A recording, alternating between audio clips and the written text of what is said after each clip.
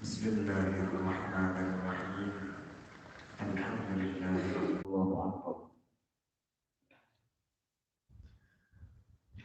قال شيخ المفسر رحمه الله تعالى ونفعنا به وبعلومه وأسرار الدار آمين وسأله أهل مكة عن خبر أهل الكهف فقال أخبركم به غدا ولم يقل إن شاء الله فنزل ولا تقولن لشيء أي لأجل شيء إني فاعل ذلك غدا أي فيما يستقبل من الزمان إلا أن يشاء الله أي إلا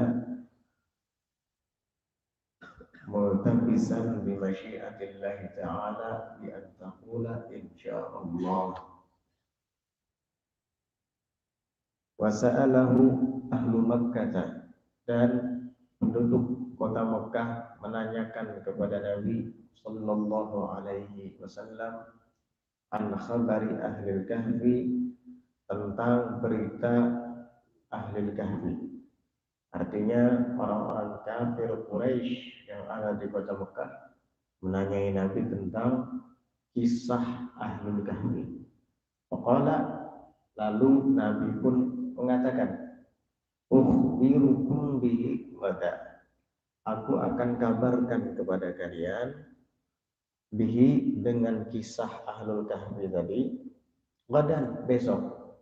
Ini kemarin sudah disinggung di awal-awal surah bahwa Nabi Shallallahu Alaihi Wasallam menjanjikan kepada orang-orang kafir yang ada di kota Mekah yang menguji beliau, lalu menanyakan tentang kisah Ashabul Kahfi. Nabi pun menjawab, besok saya akan beritahukan tentang cerita mereka.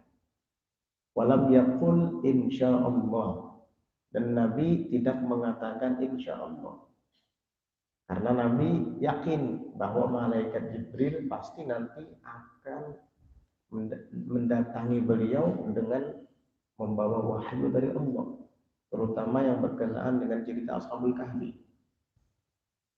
Nabi menunggu malam itu, Jibril juga turun, sampai besok Jibril juga tidak turun, sampai 15 hari kemudian baru Jibril turun dan menceritakan tentang kisah Ashabul Kahfi serta menurunkan ayat ini, teguran dan nasihat kepada Nabi. Fanazala, lalu turunlah ayat ini, wala taqulanna li syai'in, dan jangan sesekali kamu mengatakan kepada sesuatu, ai li ajli syai'in, maksudnya karena sesuatu, inni fa'ilun dzalika ghada, sesungguhnya saya akan melakukan itu besok. Apa saja sesuatu itu, kamu jangan katakan bahwasanya saya besok akan melakukannya. Kalau di dalam cerita ini Nabi menjanjikan kepada orang-orang kafir yang ada di kota Mekah bahwa besok saya akan menceritakannya, begitu. Ai fi ma yustaqbalu minaz zaman. Maksud besok di sini adalah pada masa yang akan datang. Minaz zaman, daripada zaman. Artinya mau besok, mau lusa, mau minggu depan, bulan depan, ataupun tahun depan, tetap saja kamu jangan mengatakan atau menjanjikan sesuatu illa ayyasha Allah, kecuali bahwa Allah jualah yang berkehendak. Maksudnya illa multamizan, kecuali engkau dalam keadaan menyertai bimasyiatillahi ta'ala, dengan kehendak Allah Ta'ala. Artinya engkau menjanjikan sesuatu kepada mereka di waktu yang akan datang, jangan lupa untuk menyertakan kehendak Allah di balik janji itu. Bi antakula, dengan bahwa kamu mengatakan insya Allah. Ini nasihat, teguran, bukan hanya untuk Nabi Muhammad Sallallahu Alaihi Wasallam, tapi juga berlaku untuk kita umat beliau. Bahkan lebih lagi, Nabi saja diberi nasihat oleh Allah seperti ini, apalagi kita. Sehingga apabila kita menjanjikan kepada seseorang atau berencana akan melakukan sesuatu, ucapkan insya Allah begitu. Jika dikehendaki Allah, karena kita tidak bisa berkehendak. Pada hakikatnya Allah juga yang maha berkehendak. Wa ma tasya'una illa ayyasha Allahu rabbul alamin. Dan kalian tidaklah berkehendak melainkan Allah Ta'ala jualah Tuhan alam semesta yang maha berkehendak.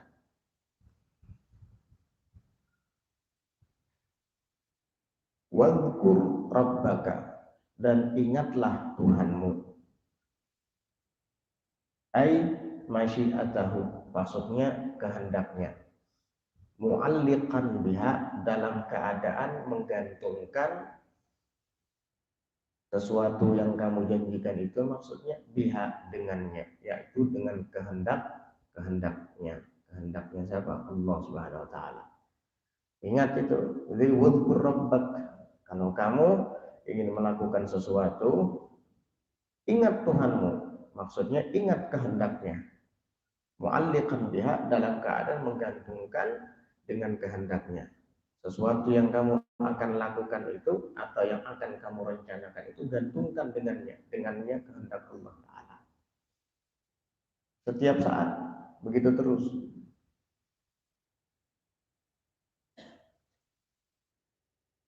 Idza nasita at-ta'liqa biha, apabila engkau lupa akan menggantungkan dengannya kehendak Allah Ta'ala tadi. Artinya, jika ternyata kamu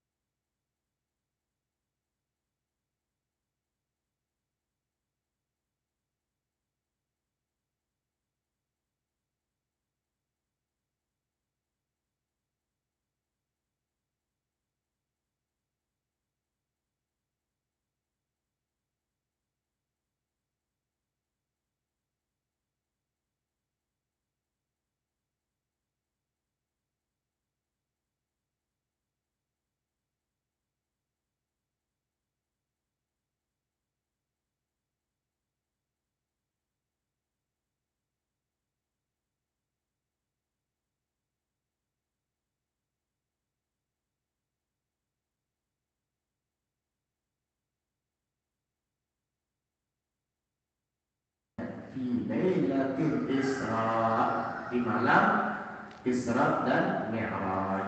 Ini lebih daripada cerita Ashabul Kahfi. Cerita Ashabul Kahfi hanya tutur kalimat yang disampaikan kepada orang-orang kafir. Tapi kalau Isra dan Mi'raj bukan hanya perkataan, langsung Nabi berangkat dari Masjidil Haram kota Mekah sampai kepada Masjidil Aqsa yang ada di kota Palestina, kemudian menembus 7 lapis langit sampai kepada Sidratul Muntaha dan sampai ke Mustawa. Ini jauh lebih daripada lebih aneh dan ajaib daripada hanya mengetahui tentang cerita Ashabul Kahfi. Dan bukan hanya dengan itu, wa a'tahu quluban awwalin wal akhirin, dan Allah karuniakan kepada Nabi ilmu-ilmu pengetahuan orang-orang terdahulu dan orang-orang yang kemudian, sehingga Nabi bisa menceritakan kejadian-kejadian di masa lalu yang membuat ahlul kitab kebingungan. Ahlul kitab saja ilmu mereka terbatas, tapi Nabi tahu semuanya. Makanya Allah Ta'ala kemarin melarang Nabi untuk tidak usah bertanya kepada orang Yahudi. Tidak perlu. Buat apa nanya kepada ahlul kitab Yahudi? Mereka itu ahli tahrif, kadang bisa ngotak-ngatik kitab Taurat, bisa merubahnya dan semau mereka menurut kehendak hawa nafsu mereka. Tidak usah. Langsung ya Allah Ta'ala yang mengajarkan. Orang-orang Yahudi kadang nggak tahu, ceritanya Nabi tahu. Nabi tidak pernah mengalami zaman itu, Nabi tahu. Al-awwalin terdahulu.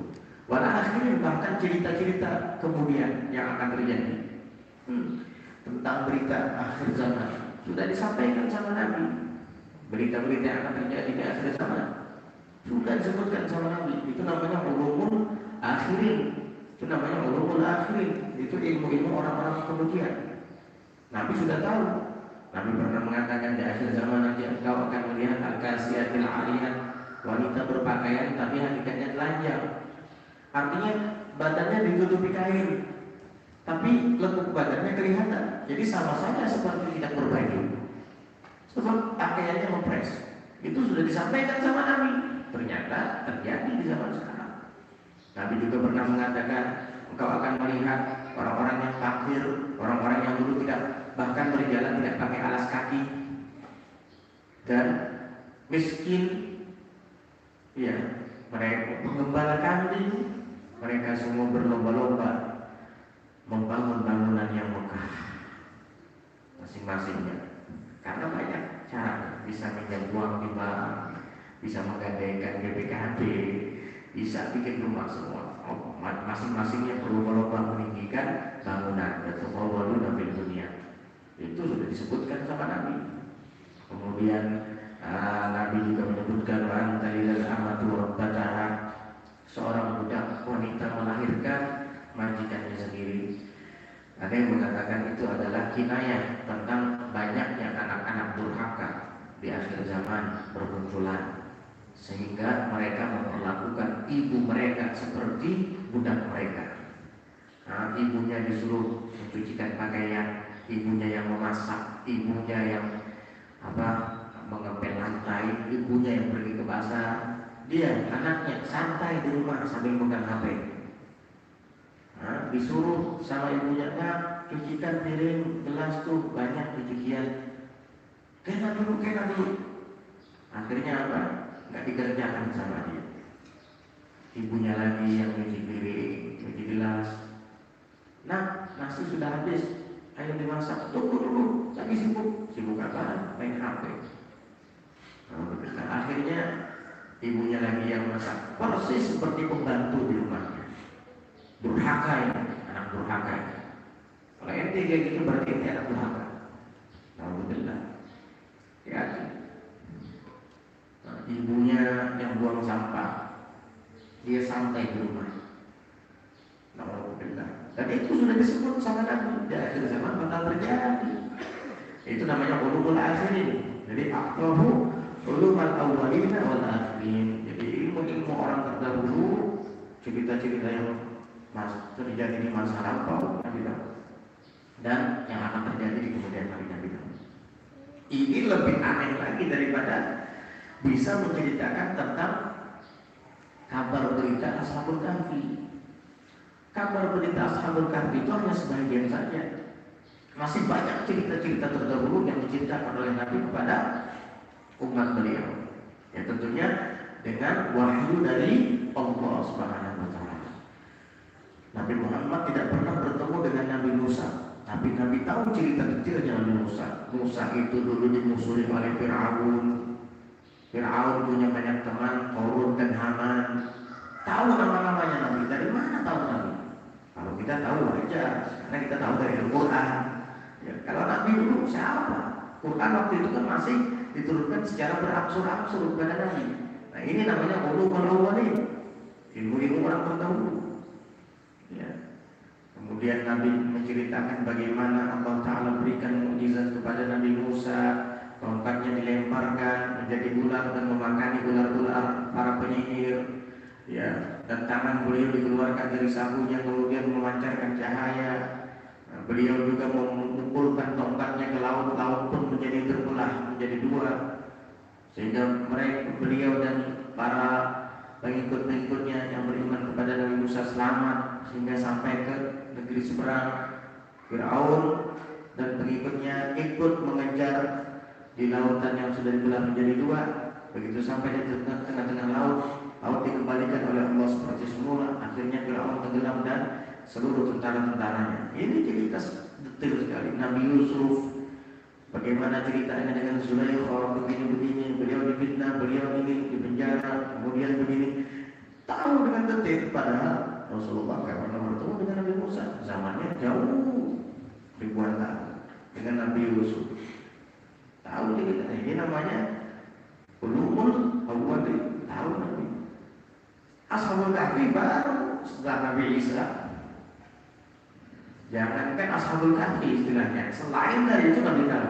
Jadi ini lebih aghrab dan lebih ajab, lebih aneh lagi dan lebih menakjubkan lagi. Jadi begitu.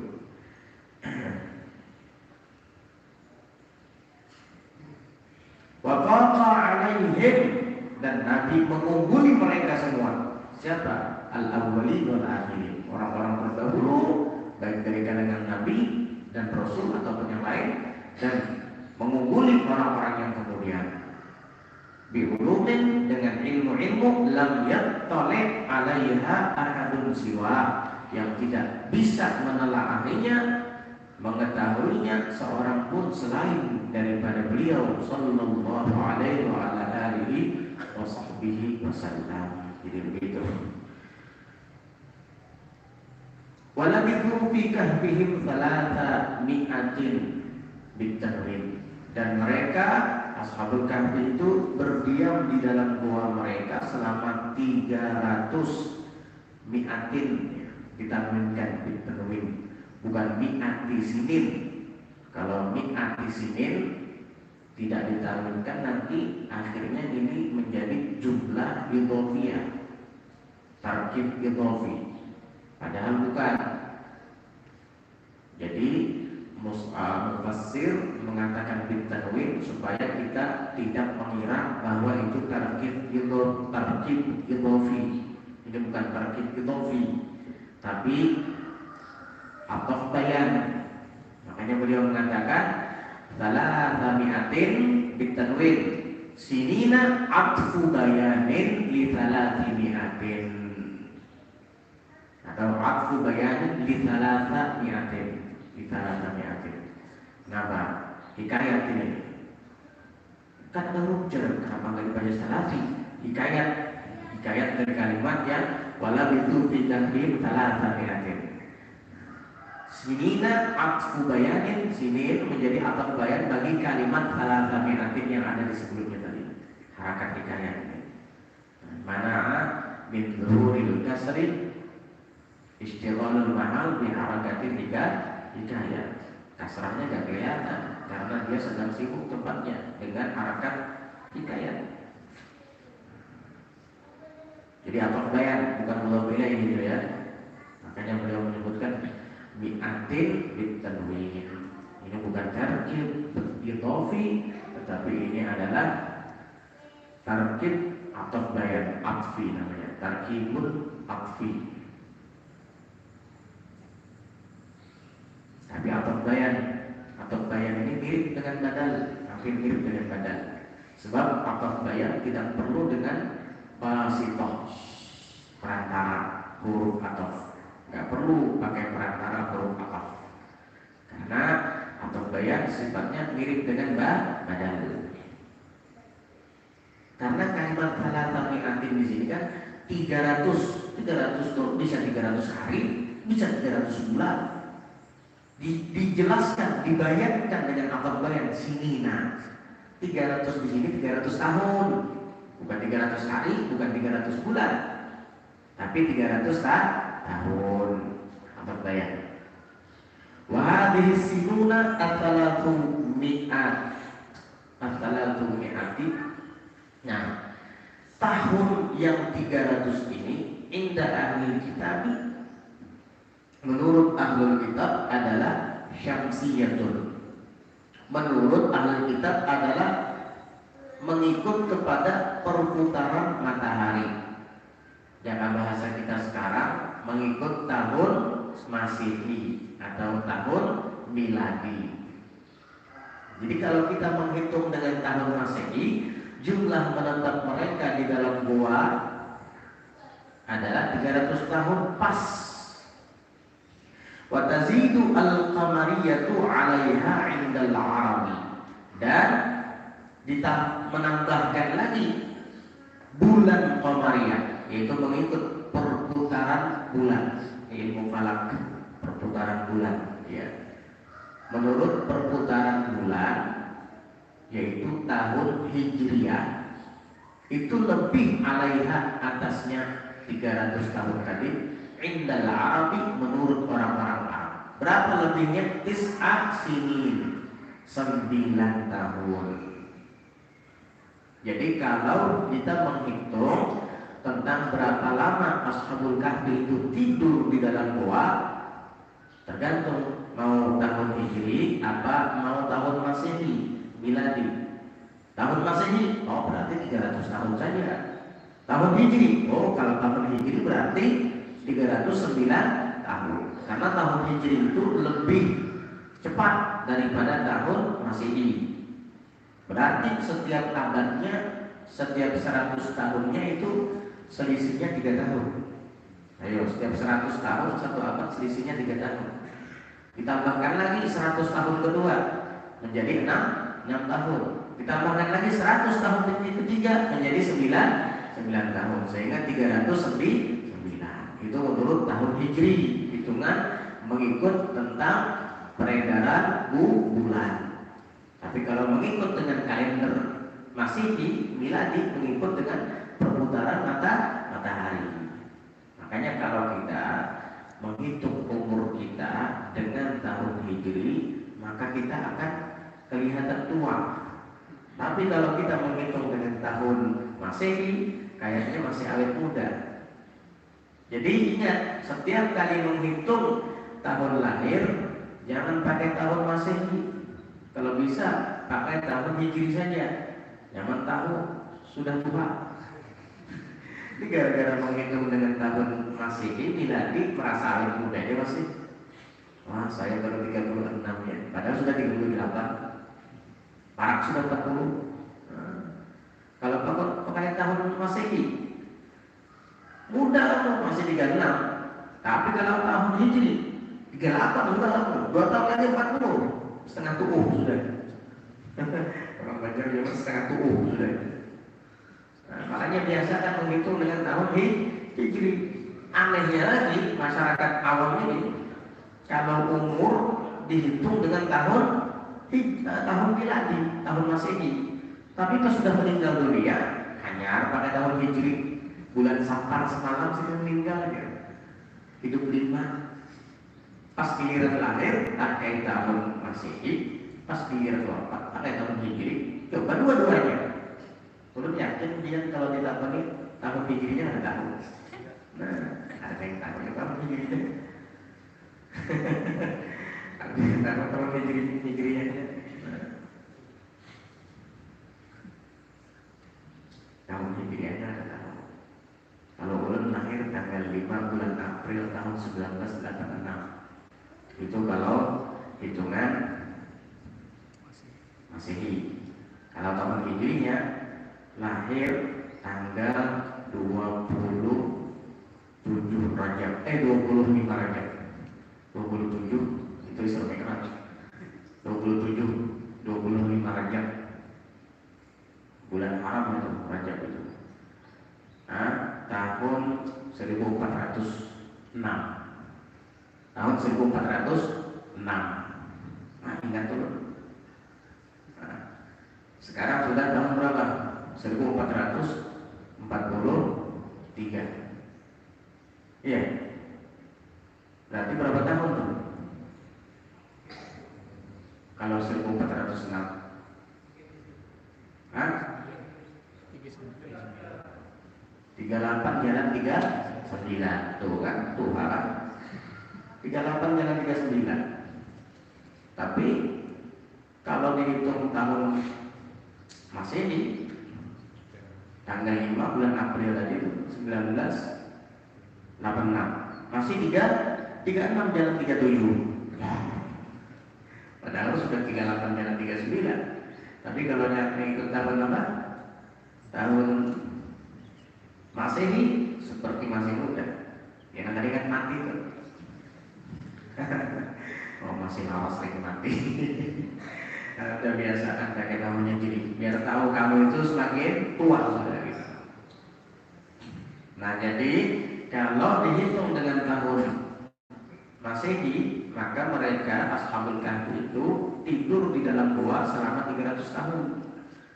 Kalau dihitung dengan tahun Hijri, 309 tahun. Setiap 100 tahun itu 3 tahun selisihnya. Jadi begitu. Waqad dzukirat, dan sungguh yang 9 tahun menurut hitungan Arab tadi disebutkan fi qaulihi, di dalam firman-Nya Allah, wazdadu tis'a, dan mereka bertambahkan lagi menjadi 9, ay tis'a sinin, yaitu 9 tahun. Fasalatu mi'ati asyamsiyatu salatu mi'atin wa tis'in qamariyah. Salatu mi'atin wa tis'in qamariyatin.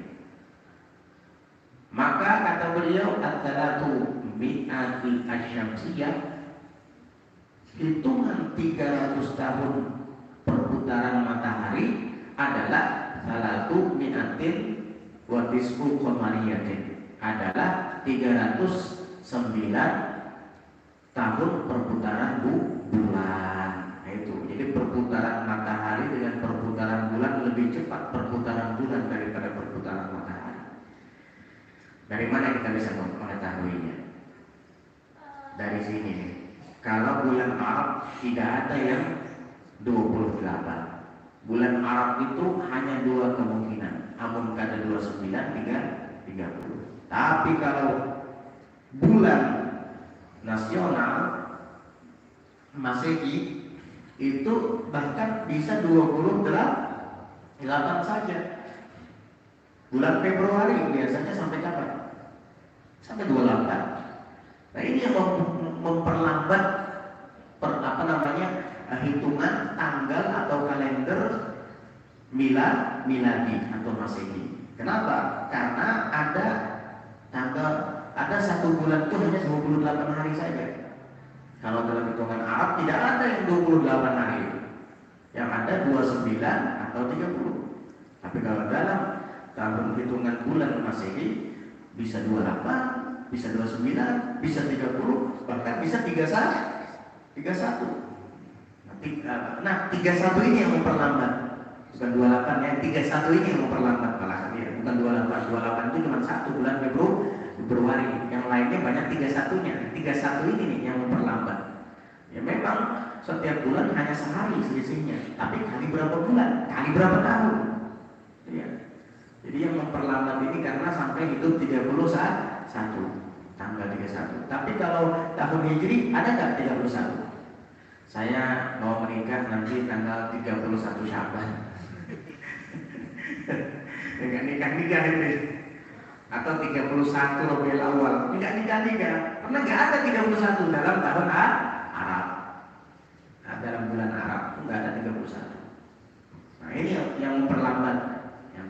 satu itu yang menjadikan tahun Masehi atau bulan Masehi itu menjadi lambat dibandingkan dengan tahun Hijriah. Qulillahu a'lamu bima labithu mimman ikhtalafu fihi wa huwa ma taqaddama dzikruhu lahu ghaibus samawati wal ardi ay ilmuhu absir bihi ay billahi hiya sighatu ta'ajjubih wa asmi bihi kadzalika bima'na ma absarahu wa ma asma'ahu wa huma ala jihadil majazi wal muradu annahu ta'ala la yaghibu an basarihi wa sam'ihi syai'un. Qulillahu a'lamu bima labithu, katakan wahai Muhammad kepada mereka, Allahu a'lamu bima labithu, Allah yang maha mengetahui dengan apa, maksudnya dengan berapa lama labithu mereka berdiam, Allah maha tahu. Mimman ikhtalafu fihi, daripada mereka yang saling berselisih di dalamnya, di dalam kadar berdiamnya mereka. Wa huwa ma taqaddama dzikruhu, nah dan dia yang diberitahukan oleh Allah Ta'ala tadi adalah mengatakan dalam zikruh, apa yang telah lewat, yang telah lalu, zikruh itu sebutannya, yaitu 300 tahun menurut hitungan Syamsiyah dan 309 tahun menurut hitungan Qamariyah. Syamsiyah itu patokan bulan Masehi atau tahun Masehi, dan Qamariyah itu patokan bulan atau tahun Hijri. Begitu. Lahu ghaibus samawati wal ardh, baginya zat Allah ghaibus samawati wal ardh, segala yang gaib di langit dan di bumi. Ai ilmu, maksudnya Allah Maha mengetahui yang gaib di langit dan yang di bumi. Absir bihi ai billah. Absir bihi ai billah, maksudnya betapa maha melihatnya Allah itu. Karena absir bihi itu termasuk dalam kategori sifat af'al ta'ajjub. Af'al ta'ajjub itu ada dua sifatnya, wazan ma'af'ala atau wazan af'il bihi. At-ta'ajjub, dua macam wazan itu adalah sifat fi'il ta'ajjub. Af'ala ditambahi dengan ma ta'ajjubiyah, ma'af'ala, ma'ahsana khulqak wa ma ajmala wajhahu, misalnya betapa baik akhlaknya, betapa elok wajahnya, itu disebut dengan ta'ajjub. Ta'ajjub itu kan untuk mengagumi sesuatu. Bisa juga dengan sifat af'il bihi seperti ini, absir bihi, artinya betapa maha melihatnya Allah itu, betapa tajamnya penglihatannya, sehingga yang ada di langit dan di bumi tidak ada yang gaib di matanya, maksudnya di pandangan.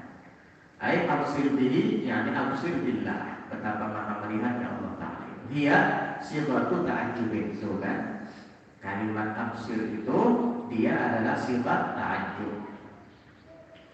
Wa asmi', nah sama asmi' ini, mana bihinya? Tidak usah lagi disebut karena sudah jelas maksud absir bihi itu berarti wa asmi' bihi juga. Makanya ditafsirkan di dalam tafsirnya wa asmi' al bihi kadzalik. Artinya sebagaimana Allah itu adalah betapa melihatnya Allah, maka begitu juga Allah itu betapa mendengarnya Allah. Maksudnya betapa tajamnya pendengarannya. Mendengar segala yang gaib di langit dan yang di bumi, apalagi yang nampak, yang gaib saja dengar, apalagi yang nampak. Kadzalika, begitu juga sebagaimana Allah tajam penglihatannya, begitu juga tajam pendengarannya. Bimakna, bermakna ma absarahu. Nah ini absir bihi itu maknanya ma absarahu, betapa melihatnya Allah itu. Wa ma asma'ahu, dan makna asmi' bihi adalah betapa mendengarnya Allah, ma asma'ahu. Ini sifat ta'ajjub yang nomor 2. Sebab kan ada dua, ma'ala atau absir bihi. Yang nggak belajar nahwu jadi bingung. Kalau yang belajar nahwu paham ini. Gak apa-apa. Jadi yang bingung jadi paham akhirnya. Wahuma, dan dua-duanya ala jihatil majaz. Itu betapa melihatnya Allah, betapa mendengarnya Allah, itu adalah majaz. Allah maha mendengar tapi punya telinga? Enggak. Allah maha melihat tajam melihat tapi punya mata? Enggak. Itu makhluk Allah tidak seperti makhluk. Ini adalah majaz. Wal muradu, dan yang dimaksud annahu ta'ala, bahwasanya dia Allah Ta'ala la yadhibu an basarihi wa sam'ihi syai'un, tidak hilang, tidak lenyap atau tersembunyi an basarihi, dari penglihatannya, wa sam'ihi, dan pendengarannya, syai'un, sesuatu pun, baik di langit ataupun di bumi, semua dalam pengetahuan Allah. Dia mendengar dengan pendengarannya yang qadir, tanpa menggunakan alat pendengar, tanpa menggunakan gendang telinga. Dan dia maha melihat dengan penglihatannya yang qadir, tanpa menggunakan alat penglihatan dan tanpa menggunakan bola mata atau kornea mata. Karena Allah maha mendengar, maha melihat dengan zatnya yang qadir. Begitu. Ma'lahum li ahli samawati wal ardi min dunihi min waliyyin ay nasirin wa la yushriku bi hukmihi ahada, ay li'annahu waliyyun 'anil syarik. Ma'lahum, tidak ada bagi mereka, yakni ahli samawati wal ard, bagi seluruh penduduk langit dan seluruh penduduk bumi, min dunihi, tanpa daripada selain dia, maksudnya tanpa dia, daripada selain dia, dan Allah itu tidak ada bagi seluruh penduduk langit dan bumi, min waliyyin, daripada pembela. Ay nasirin, itu penolong. Tidak ada yang bisa menolong, yang membela, yang di langit atau di bumi selain daripada Allah. Karena Allah Tuhan di langit dan Tuhan di bumi. Wala yusyrik fi hukmihi ahada, dan Allah tidak pernah, wala yusyriku, dan Allah tidak pernah mengikut sertakan di hukmihi, di dalam keputusannya, ahadan, akan seorang pun. Kenapa? Li'annahu waliyyun 'anil syarik, karena sesungguhnya Allah itu maha kaya daripada sekutu. Kalau Allah ingin memutuskan sesuatu, menghukumi sesuatu, tidak memerlukan kepada sekutu. Allah maha waliyyun 'anil syarik, maha kaya daripada bersekutu.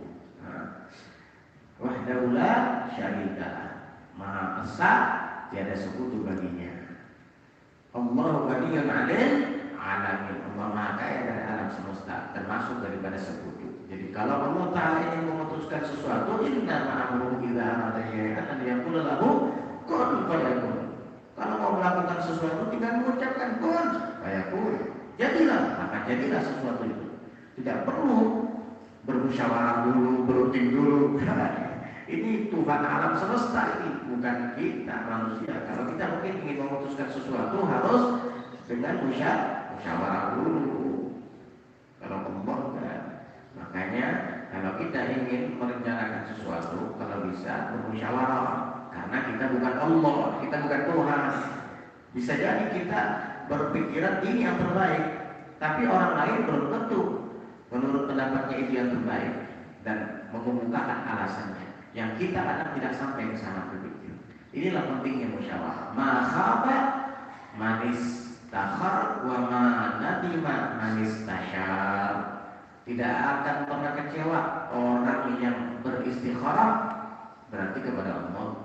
Wa ma nadima manis tasyar, dan tidak akan pernah menyesal orang yang bermusyawarah, berarti kepada makhluk. Istikharah kepada Allah, bermusyawarah sesama makhluk. Penting dua-duanya, istikharah dan istisyarah. Istikharah kita sholat, istikharah kita berlindung dari Allah, istisyarah kita minta arahan-arahan dari orang-orang yang berpengalaman. Itu penting sekali. Ma khaba man istakhara wa ma nadima man istasyar. Kalau Allah tak perlu itu, wala yusyriku bi hukmihi ahada, dan Allah tidak pernah menyekutukan atau mengikut sertakan di dalam keputusannya ahadan, akan seorang pun, li'annahu waliyyun 'anil syarik, karena sesungguhnya dia Allah waliyyun, maha kaya daripada sekutu. Wallahu a'lam bishawab. Insyaallah kita akan lanjutkan ayat yang ke-27. Watlu ma uhiya ilaika min kitabi rabbik la mubaddila li kalimatihi wa lan tajida min dunihi multahada. Besok insyaallah kita menjelaskan. Wallahu a'lam bishawab. Mudah-mudahan Allah pahamkan kita akan kalam-kalamnya dan memahamkan kita akan agamanya. Amin. Allahumma amin. Ala hadhihi niyyah wa ala kulli niyyatin shalihatin jami'ah syamilah min khairatid dunya wal akhirah wa ila hadratin nabi sallallahu alaihi wasallam.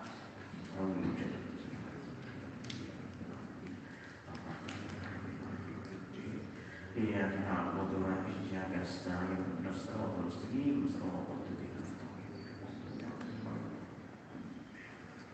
صل وسلم على سيدنا محمد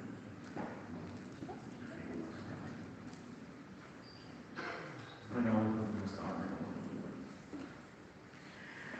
سيدنا محمد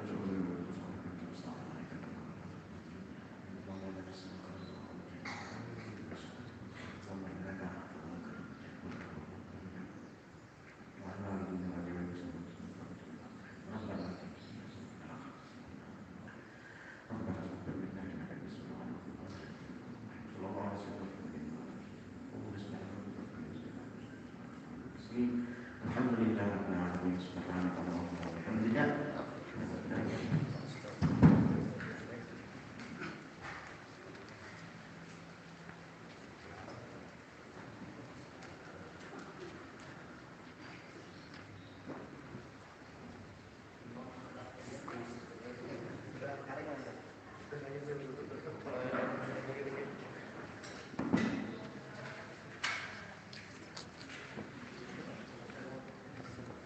Hmm.